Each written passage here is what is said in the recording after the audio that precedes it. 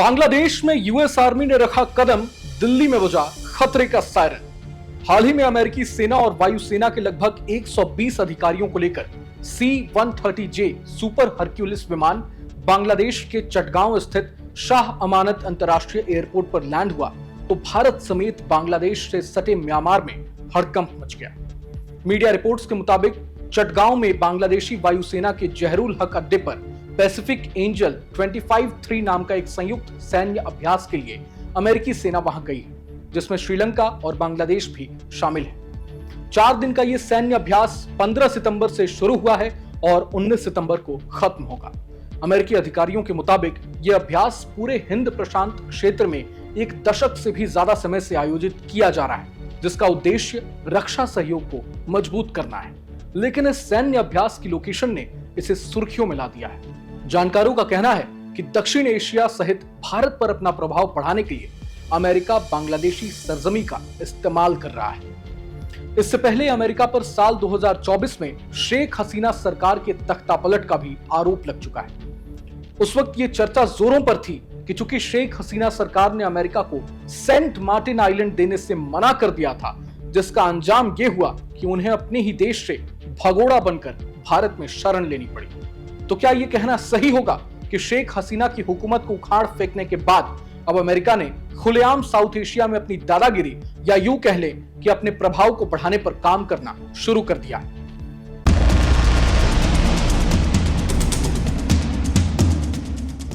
नमस्कार, मैं हूं रोहन शर्मा और आप देख रहे हैं न्यूज नेशन। बांग्लादेश में अमेरिका काफी दिलचस्पी ले रहा है, यह सोचकर हर कोई हैरान है।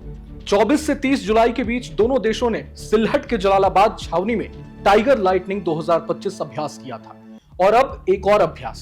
जानकारी के मुताबिक बांग्लादेश के चटगांव में चल रहे सैन्य अभ्यास में कम से कम 242 सैन्य कर्मी भाग ले रहे हैं, जिनमें बांग्लादेशी वायुसेना के 150 और अमेरिकी वायुसेना के 92 कर्मी शामिल हैं। मीडिया रिपोर्ट्स के मुताबिक यूएस एयरफोर्स के ये सभी अधिकारी चटगांव के रैडिसन ब्लू होटल में ठहरे हुए हैं। अमेरिकी अधिकारियों के लिए होटल में पहले से ही 85 कमरे बुक किए गए थे। खास बात यह है कि अमेरिकी सैनिक होटल में रुके तो हैं, लेकिन गेस्ट हाउस रजिस्टर में किसी का भी नाम दर्ज नहीं है।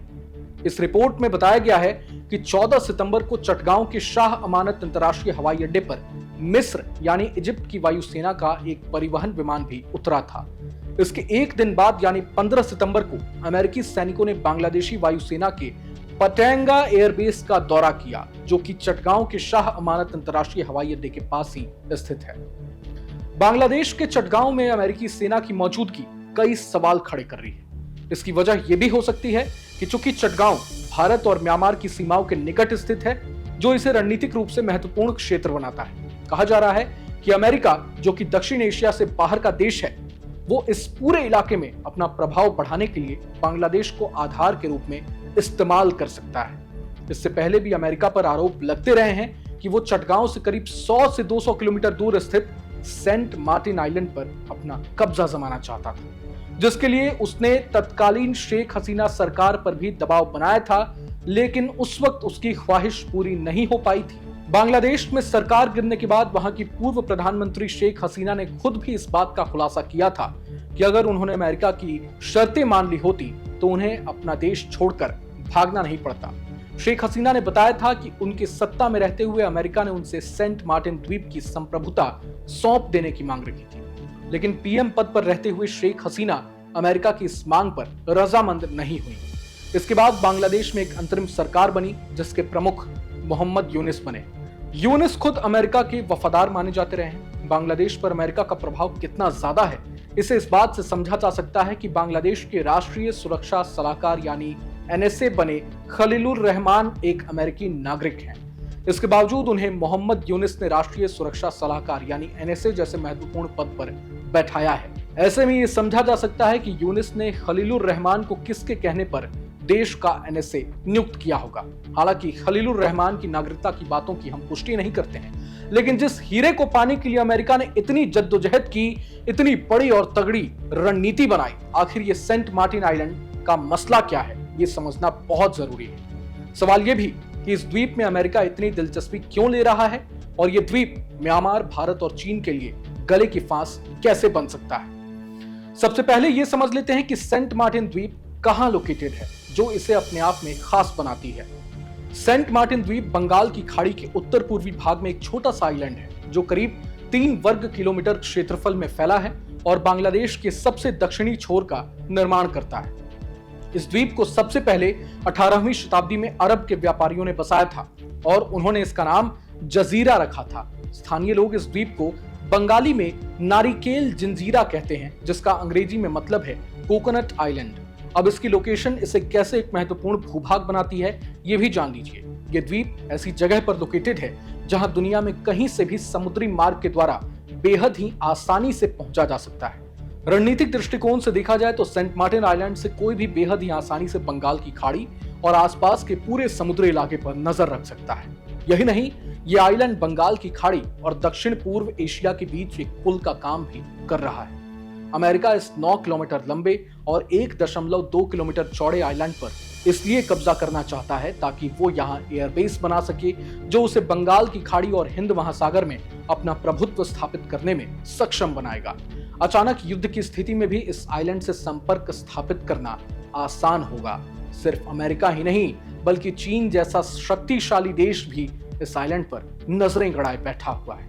अब सवाल ये कि अगर बांग्लादेश की नई सरकार इस द्वीप को अमेरिका के हवाले कर देती है तो हिंद महासागर में अमेरिका की ताकत कितनी बढ़ जाएगी।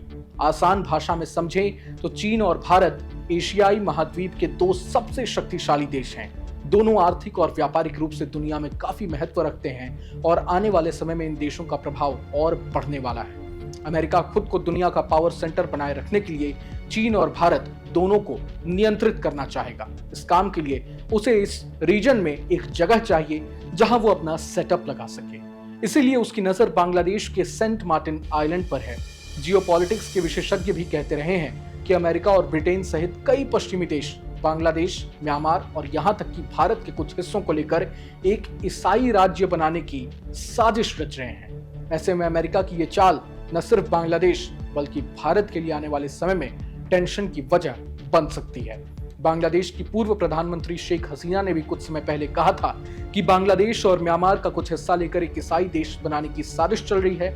हालांकि उन्होंने भारत का नाम लेने से परहेज किया था, लेकिन उन्होंने ये भी कहा था कि एक व्हाइट मैन ने उन्हें बांग्लादेश के आम चुनावों में बिना किसी परेशानी की जीत दिलाने की पेशकश की थी, बशर्ते कि वो किसी फॉरेन कंट्री को बांग्लादेशी क्षेत्र में अपना एयर स्ट्रिप स्थापित करने की अनुमति दें। जाहिर सी बात है कि शेख हसीना का इशारा अमेरिका की ओर था, लेकिन उन्होंने अमेरिका की मांगे नहीं मानी और हो सकता है कि इसका खामियाजा उन्हें अपनी कुर्सी त्याग कर चुकाना पड़ा। बहरहाल पूरे मसले को लेकर आप क्या कुछ सोचते हैं हमें कमेंट बॉक्स में जरूर बताएं। अगर आपको ये वीडियो पसंद आए तो लाइक करें और चैनल को जरूर सब्सक्राइब करें।